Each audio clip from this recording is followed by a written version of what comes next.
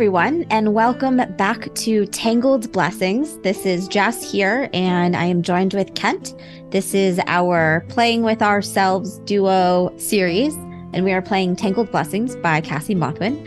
This is our last and final episode. For those of you who have not watched thus far, or if you are all caught up, basically, Kent and I play two characters that are rivals, and we go through 4 years in a magical school. And at the end, we have a final battle to determine who is the top student. And the top student of the school is whoever's the top student. They just get, open doors, new opportunities, the societies and all of that. There is actually after the final exam, win or lose type of thing. So we're going to read that whole thing because one of us is going to win, one of us is going to lose. Yes. So this is, again, our last episode. This is the final battle. Just also a special note, Kent has been dying of a cold this past week, so he sounds a little bit different, but hopefully he'll make it through the stream okay. Yeah, I'm going to try not to cough straight into my mic. And I'm the first one to cough. I'm not even sick. Okay, so back to Tangled Blessings. I did a little bit recap of how the game kind of works. A little bit about our characters just up to now. Angelica has been kind of on her own, kind of being attacked for it, kind of losing her way, kind of delved into obsession and trying to find her way back to... I'm not even sure. I don't even know if she's at a point where she's trying to find her way back to her original purpose. I think so a little bit. That gleam of power and knowledge and kind of safety too is just kind of calling to her from every direction. She's been tempted a lot. And do you want to talk about Elias a little bit? Yeah, Elias came in with the hope and wonder of oh my God, magic is real. And he just wanted to have fun, have a good time. And then every year he either did stuff to himself or it just kept getting worse and worse until he kept trying to use magic to fix his problems, and magic also is causing his problems and making his problems worse. Yep. Which is kind of true actually of Angelica too. Yeah, magic hasn't been very kind to the both of us. I was gonna say I don't think that it's made our lives better at all coming to this school thus far. It's definitely enhanced our lives from our normal day-to-day, from our normal mundane. Yes. But with new powers, always comes a greater weight of Spider-Man cliche, Yeah, exactly. We were all thinking it. All right, so should we talk about how this final battle works? I have already mixed up the first two piles and I don't actually know which one's which anymore. Yes. So let me try and read this so it sounds coherent. The final exam before graduation. Dawn arrives and closes out your study session. You and your rival gather in the banquet hall, locking eyes before the exam begins. A temporary platform the length of the room serves as a stage. After watching you two grow in power and stature for the last 4 years, every instructor is seated and ready to see how the exam unfolds. Mages from outside the school and current students make up the audience as well. Everything has led to this moment. Will you be bested by your rival, or will you prevail as the greatest students the Academy has ever seen? And now there's a couple of questions here. Okay. Do you feel like you've studied enough? No. No, you don't think Angelica feels prepared for this exam? I think she's fine. I think she has for sure studied, but I think Angelica came into this school very prepared to want to be the best. She wanted to be top student, especially that first year. She worked really, really hard. But I think over the last few years, she's just become obsessed with learning all of this different knowledge, with uncovering all of these secret societies and just trying to get a place, one, to both protect herself, but also just, she almost couldn't help herself. And so I don't know if she has studied the right things, for this final exam and to kind of best you. She's learned a lot. She's uncovered a lot, but her obsession has almost gotten the best of her over these last few years. And so I don't know if she has spent enough time. I think there's that doubt in her mind because she doesn't know what you have been doing. For all she knows, you could have been preparing this entire time to be top student. And then there's maybe a chance then that she's unprepared compared to you. I feel Elias, he thinks he has enough knowledge when it comes to the exam, but he isn't confident with his practical use of magic, even though like we've both had 4 years to get through it. You've technically had a month and a half, 2 months more practical learning than he had because he had lost his magic during his first year. It's true. And I think that is really that month of time, even though it seems so short compared to 4 years, it's just, he feels like that really dragged him down. Maybe even a little bit more, because like that was active learning and practice, but like Angelica also stayed on campus in the summer. Yeah. And Elias ended up going home for a few summers to... No, other way around. Well, so you went home the first year. I went home the first year. I stayed. And then we both stayed. And then last year I went home. Mm-hmm. Okay, so it's about the same. But Elias does feel that he's lacking that bit of practicality.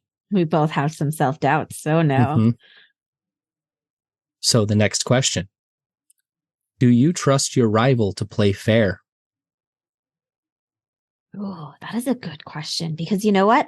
I kind of thought that we would have more interaction across the 4 years, but we haven't actually had that much early on. Yeah, that's true. We did fail to kind of keep interacting throughout the years, and we just kind of ended up having our characters do their own things. Even though like there's some things that like we did end up together on, like our secret society, the end of the second year when we met up at the Speaking Gem, mm-hmm. and like a few other things. But more and more, like we did keep our characters separated throughout these 4 years. Yeah. You know what? I feel as though I'm going to say Angelica does not trust Elias to play fair. She might have read of some of his story in the book and maybe some of the extremes that Elias has gone through. But I think the biggest thing for me that I think Angelica would wonder about is Elias got into that secret society long before Angelica did. And maybe she doesn't know maybe how much longer, but she does know that you're in it. And she doesn't trust a lot of people in this school. If anything, she doesn't trust anyone thus far in this school. It has not worked out well for her at all. And this secret society, they do not seem like great people. And the fact that you're a member and the fact that she's a member, I feel like tells her what she needs to know. So no, she does not trust that you will play fair. All right, well, we were members. I mean, I'm still in it. I don't know if you're not still in it. Elias killed the ruling faction last year. Shh. Or at the end of this year. At the end, yeah. I mean, Angelica's still in it, I would suppose. I don't know if it's maybe collapsed and crumbled by now. Yeah, probably not. But Elias killed the leading faction of that's the right. That was like the last society. thing that happened. Yep. Do people know that? That's a good question. Where the heck was I when this happened too? So it ended up being a secret meeting. Yeah. That he had infiltrated. Yeah. So maybe the fact that no one had returned from it maybe sparked some... Maybe you and I are the only ones left. And so... No. He didn't go and completely wipe out the society. You didn't hunt every single person down. He took out the top people. People, yeah. Like the people who made the decision to use Elias as a conduit, basically, to try and take over the Speaking Gem, to try to take over the Yep. Yep. world or whatever their goal was. Yeah, I'm probably still gonna stick then to I don't think Angelica trusts Elias to play fair. And actually, the same thing with Elias. Elias doesn't quite trust Angelica to play fair, just specifically because in our first year, we had that divination class, which kind of, it showed Elias being the top student. And he saw the jealousy that Angelica kind of, when we came out of the divination. Yeah. That Angelica held. To add to that too, there are just a lot of rumors about Angelica as well, not being a cheat. So I think that probably doesn't help as well. Though, like, for the most part, Elias doesn't believe those rumors, like especially about Angelica being a cheat, because he had worked on a couple of things with her. That's right, and he defended her too. Yep. But the fact that she does seem like someone, at least in Elias's point of view, that would do anything to get what she wants. And some of those rumors kind of did also lead to that as well. So for the third question, are you nervous? Yes. I don't think Elias is. As much as he doesn't think he's unprepared, or that he thinks he's unprepared, I don't think he's nervous about the final exam. Yeah, Angelica's nervous. And now for the last question. Do you even want to win? I'm just going to take this one. I don't think Elias really wants to win. I don't think he wants to come out on top anymore. Even though there was that divination that he remembers from his first year that Angelica saw too, that with him coming out on top of this exam, like and just kind of like what we had said back then, I don't think Elias wants that anymore with everything that had happened over the years, Yeah. And I think it's also a kind of a mixed bag with Angelica. Part of her wants to win, but like she also, I feel like she also, a large part of her also doesn't want to win, because like I feel like, or she feels like if she wins, it will feel kind of hollow and empty and like she didn't deserve it. She still wants to win because of her original reason, but a very large part of her is like disappointed in herself. Okay. So yes and no. Yes and no. Okay. Yes and no. So those were the 4 questions that kind of led up to the exam. And in case listening, you all forgot, this is generally a solo journaling RPG. So you would sit down with the cards at a desk or like somewhere you can write and flip the cards, read the prompts, write and just write into a journal. But like we're doing it this way as a audio journal, kind of like pinging ideas off each other and whatnot, going back and forth. So on to our final exam. How this is going to work is the cards that we had drawn over the last 4 years is going to be split up into 2 piles for each year. So 8 piles in total. Comprised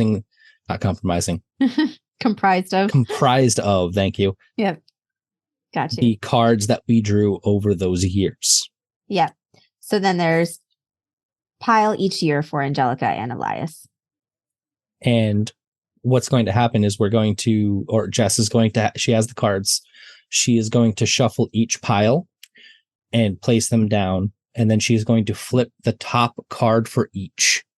And then whose ever card is higher wins that round. It is war. So we have to figure out now ace is high or low. Ace is low. Ace is 1. God damn it. Okay. It is stated in the book. So in the book for the face cards, ace is 1, page is 11, knight is 12, and king and queen are both 13. Though I don't think either of us got a king. No, I don't recall a king. So there are tiebreakers. Page is 11, knight is 12, king and queen are 13. Interesting. Sorry, there are no tiebreakers. So do we draw a new card? Like, is it like war where we no? What? Nope. We just tie for the round? We tie for the round. Oh. And it's technically a best 3 out of 4 situation. And really the only way there's a tie is if we have a king and queen. Yeah, correct. Or a queen and queen. Oh no, it's impossible to get a queen and queen. So correct. Yeah, we'll never get a tie. That's true. Yeah, there's not going to be a tie. But if that were the case, there's no tiebreaker. We're evenly matched on that field of study. That makes sense. Okay. I've already mixed up Angelica and Elias's pile. Like, I don't know who's who anymore. You don't know who's who. Okay. I picked them up and I was like, oh crap, I forgot which side I picked them up from. I still have the other ones separated, but for once, so I don't know who's who. I do have everything written down. Once we flip the cards, we'll know whose pile is who. Oh, okay. So I should just shuffle. Yep. You should just shuffle. Well, that's even more tense. I don't know who wins immediately. Yeah. So generally what it goes, like when you're doing it solo, you would flip a card, determine who wins, and then do a little journaling about what happened in that round, like who came out on top and kind of how. Gotcha. All right. Heart of the cards, don't betray me. All right. You're going to flip? Yes. So first, part 1 of the exam is spells and curses using the deck of wand. A showcase of wand flourishes, magical tethering, control of the mystical energies, and the caster's will. What are the 2 cards, Jess? We have the Queen of Wands and the 9 of Wands. So the Queen of Wands wins. So Elias has the Queen. Angelica had the 9. Okay. Interestingly enough, like that is probably the only card Elias could have won with, because he had the ace, which is 1, and then the 3. Yep. And so my odds were pretty good. Your odds were pretty good because Angelica had the 5, 9, and 2. 2 is the only one that would have been like an almost automatic loss except for against the ace. Yeah.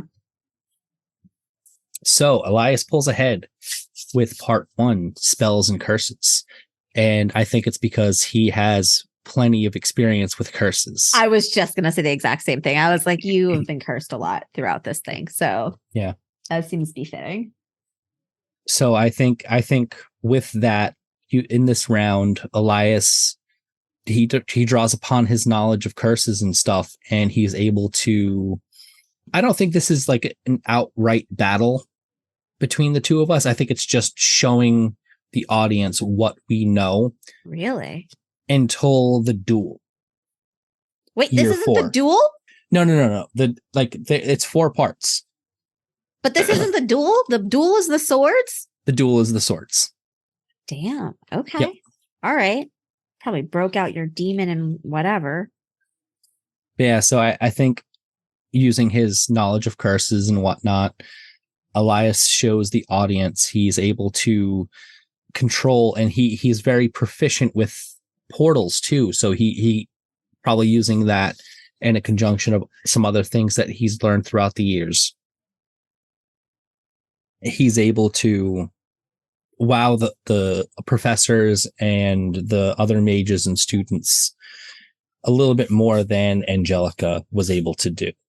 I hope that people think you killed our beloved professor. Rude. Okay. Next year is cups. Is potions? Next year is cups.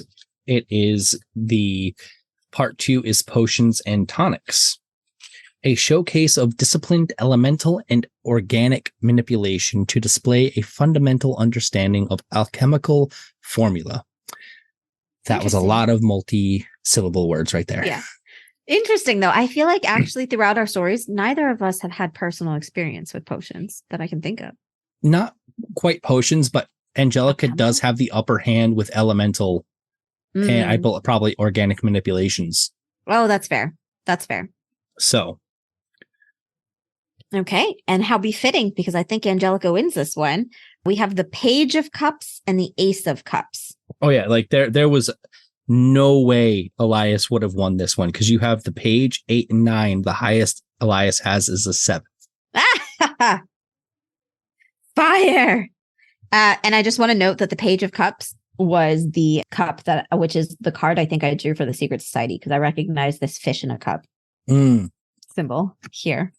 So that was the start of Angelica's obsession. Yep. Yes, it was. So we're 1 for 1 right now. How does Angelica wow the crowd and the professors? You know what? I kind of almost want to turn into just like a huge, I kind of want her to be scary. I want her to turn into like almost a huge elemental fire creature. Just a big ball of fire energy, just loud, bright. People can feel the heat on their faces. Remember, this is potions and tonics. So God damn it.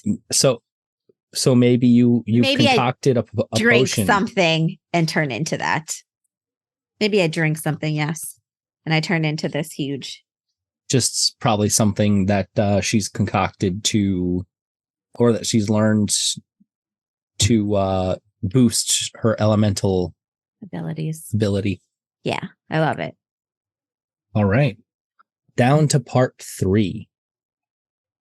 Rituals using the deck of pentacles. Mm-hmm. A showcase of arcane concentration and geometry using runic and other lost languages to manipulate time, speak with the dead, and or complex magical tasks.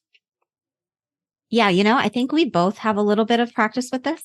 I know Angelica has done a lot with a lot of her, Secret Society information exchange. She performed a lot of rituals to kind of protect herself from a lot of hauntings and symbols and things and attacks coming at her and things like that. And Elias has for sure performed rituals. He's done a lot to try and free the professor. Yeah, I think Elias has done more than one form of ritual. I think he's done at least 2 in his second year. Mm-hmm. So like there was the official one that was like a half day long, and then there was one that cursed him and the professor. Mm-hmm. So, but I think Angelica may have the upper hand with this because of her formulaic kind of like quirky. She's really good with like the geometry type of stuff. Yep. So it's funny you say that because Angelica does win this round as well. We have the 8 of Pentacles versus the 5 of Pentacles. The only way that Elias would have won is if he had either Angelica drew the 2 or Elias pulled the queen. Oh, you have a queen in this one. I do have a queen in that one.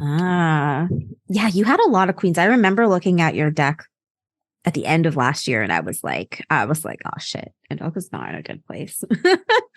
Elias has got some high cards. Yep. Oh, ritual. What do I want to do for this one? I feel like I almost want to do, even though she's a member of the society that is now like destroyed.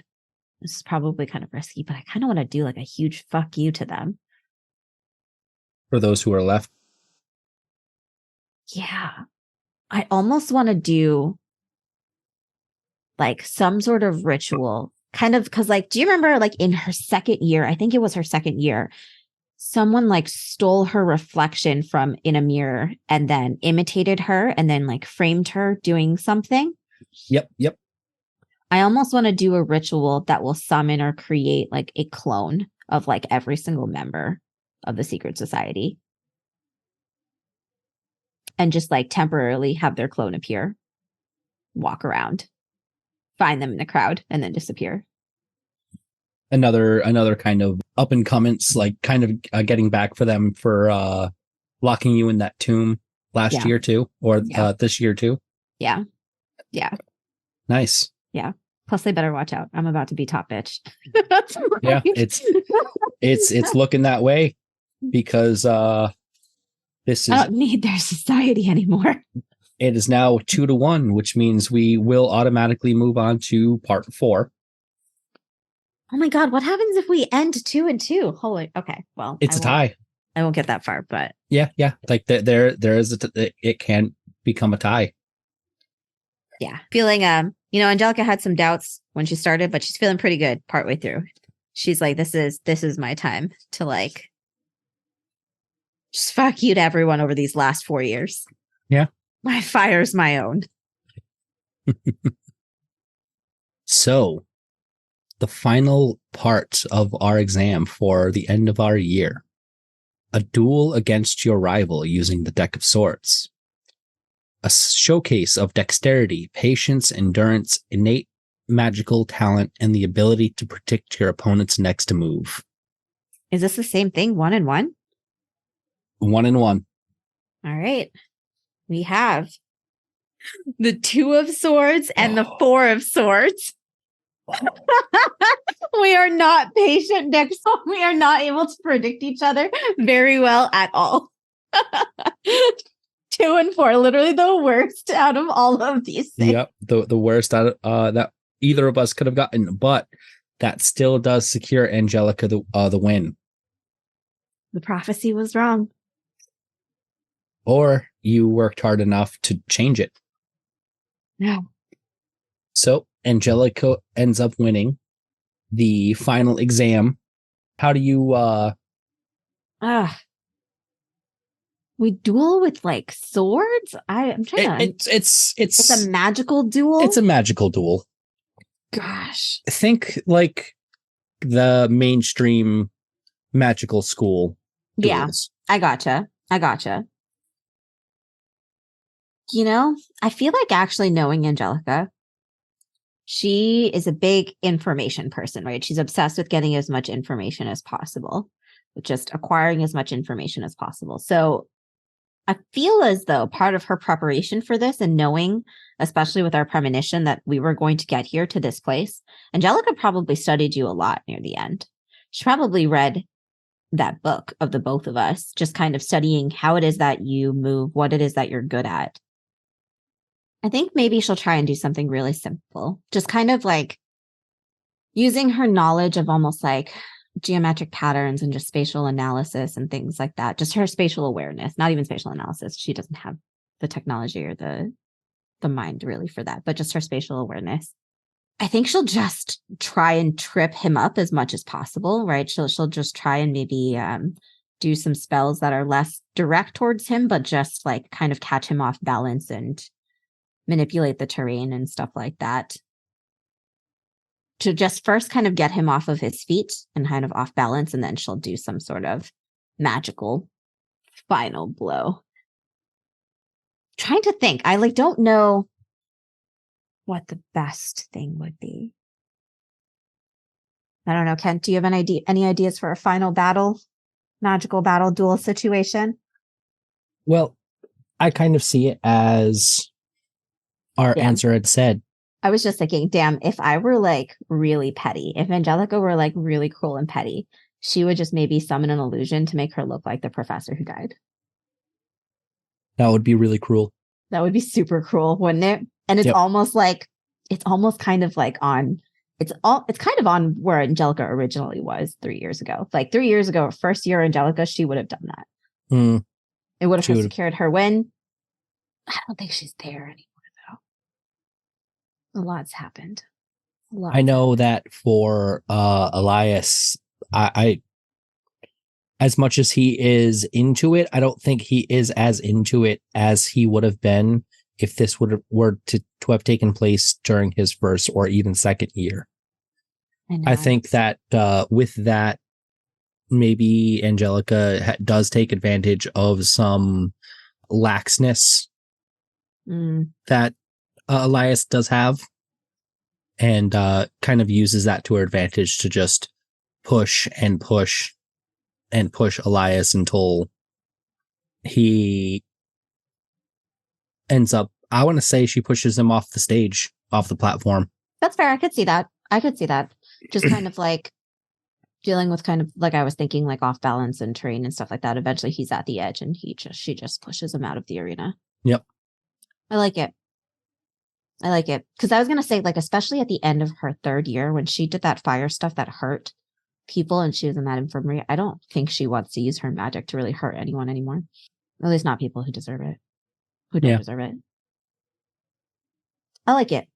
I like it. So there's 3 outcomes that happen for the final exam. There's a win, there's a lose, and there's a tie. Obviously, we did not tie, so I'm not going to read that one, but I'm going to read the win and loss for both of us. Yeah. Because we are doing a 2-player game. Yeah. And it kind of, I did look them over, and they do seem kind of synonymous. They can happen at the same time. Okay. Okay. Wow, I was not expecting Angelica to win. I was looking at all the cards before we kind of started, and I was just like, oh man, like Elias did not, like, he has a few good cards, like a couple of queens that he pulled, but I was worried about those got queens this in the bag. Oh, good. I was worried about those queens. I remember looking and I was like, oh shit, I've only got like 5s and 7s and 8s. Like, yeah, like Elias had like 1 queen, but he had like a 2 and a 3. Yeah. Or like the 3 and the ace and a queen. Like it wasn't good outcome for Elias. But so I will read the win condition for Angelica. The cheers of onlookers roar around you as the facility and headmaster swarm your spot on the stage. A ceremony shortly follows, and during it, your rival is thanked for their participation. You're peppered with questions about your research, your abilities, and your greatest achievements. When trying to leave, you can't seem to catch your breath as the crowd surges around you. Someone whispers an incantation in your ear. And that is the win for Angelica. That was a 1-minute roller coaster. Like, I was just like, holy shit, this is like everything Angelica did not have all 4 years. Like validation for like her talents, like respect and recognition for her actually doing well. Like this is overwhelming to like be actually recognized for how good she is. And then like there's a lot of people everywhere. That's also overwhelming because like Angelica's like a lone person. And a lot usually of people stays a lot of the crowd. That's also really bad. And now it ended even worse. Like, okay. All right. I guess we can elaborate on that incantation later. Do we need to? I feel like we don't need to. We don't need to. If you don't want to, we can leave it as a cliffhanger. Just someone whispers an incantation into Angelica's ear and just leaves it be like that. I think so. True horror. Or Elias, who lost. The headmaster and faculty rush to congratulate your rival. Visiting scholars clap your rival on the back. Celebration surrounds around you. A ceremony that follows calls the exam honorable and commends you on your spirit. Even though you didn't win, you're still a powerful magic user, and there's much you can do following graduation. As you're thinking on that, an instructor asks for a private word before slipping you a card with only a strange symbol on the front. Is it a new symbol or is it a symbol you know? Or are you going to leave it? I think it's a symbol that Elias knows. Yeah. And it's slightly different. It's slightly more elaborate, slightly more, I don't want to say grown up because we're all adults. I was thinking the same thing though. But more business. Yep. Oh man, I'm never going to save my friend. It's never going to happen. It's gone. The moment she stepped into this school, it's gone. And then there's one final question. Where does the magic take you next? I'm sorry, I just saw another question. No. Oh. Okay. Were you a monster all along? And it's so cleverly hidden like in the back of the image where does the magic take you? That's such those that segue is such a good. Those are such good questions for Elias. Yeah. Thank you so much for joining us on this journaling RPG that I found almost a year ago now. It has been fantastic to play. I know I was listening to our 4th year and just the astonishment and excitement in my voice as I was reading the prompts, as it just became more and more like, holy crap, this is all tying together. This whole experience has been great. Playing this game with Jess has been great. I really hope some of you do go and pick up this game. So there are several different places that you can buy it. You can buy the digital copy off of DriveThruRPG or itch.io. You can also find some print copies for our US listeners. You can get it through Indie Press Revolution, Exalted Funeral, or Knave of Cups. For any Canadian listeners, the place you can find the printed copies is Ratti Incantant, RATTIINCANTATI.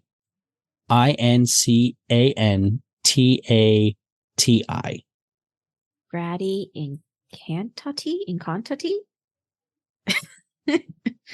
There, you can find it there. For any European listeners, you can find it at Peregrine Coast Press. That is PEREGRINE. And you don't have to, but I highly recommend picking up like a beautiful tarot deck to do this with. I think the game, like Kent was saying, like I echo, it has been amazing. It's crazy how well like the themes all bleed in together and how it's worked out. But I think the beautiful tarot deck has also just made it that much better as well. Oh man. But this has been such a great game. I don't think I ever mentioned, like, this game was based off another game that Rainey had done earlier. I don't know if I had mentioned this already. It was based off of Amnesis. And that gameplay system. Yeah. Taking the tarot cards and finding the prompts to go along with it. But it has been such a great game to play. I definitely think the replayability of it is like fantastic. Like you can go through it and get different things all the time, like just different interpretations for even the same prompts. Yep, that's true. Imply different themes and stuff like that. Like, yep. I agree. It's just so cool. The idea of it's so cool. The prompts are so cool. It just works somehow so well. I am not a game designer, but I am amazed. As a pleb. As a plebeian. Well, maybe we will be able to get to meet with Cassie Mothwin, because I believe she does go to Gen Con as well. Just gush about her game. Hopefully we can all attend this year, or most of us, or I should say this upcoming year. But thank you all for listening. It has been a wonderful experience to play this game, and I really do hope that someone picks up this game from this recording. That would be amazing. I think that would be probably one of the best things that can come out of this, other than us, again, also enjoying this game so much. I loved it. I agree. Like, this has been an amazing, it might have been one of my favorite RPG creation kind of experiences thus far. But if you can check it out, take a look at it, support the game, or if you get to play it, that would be really, really amazing. And email us, message us to let us know what you think. And we'll talk to you guys soon. Thanks so much for watching us, DMs After Dark, playing Tangled Blessings. Bye. Bye. As I say, a week bye. Yeah, that was...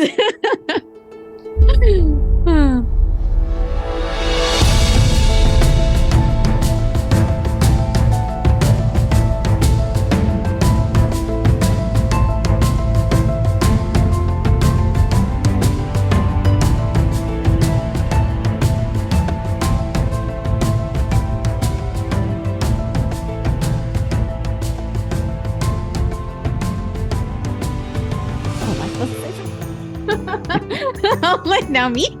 Sorry, I made a motion, but it was off camera, so I was like, oh crap.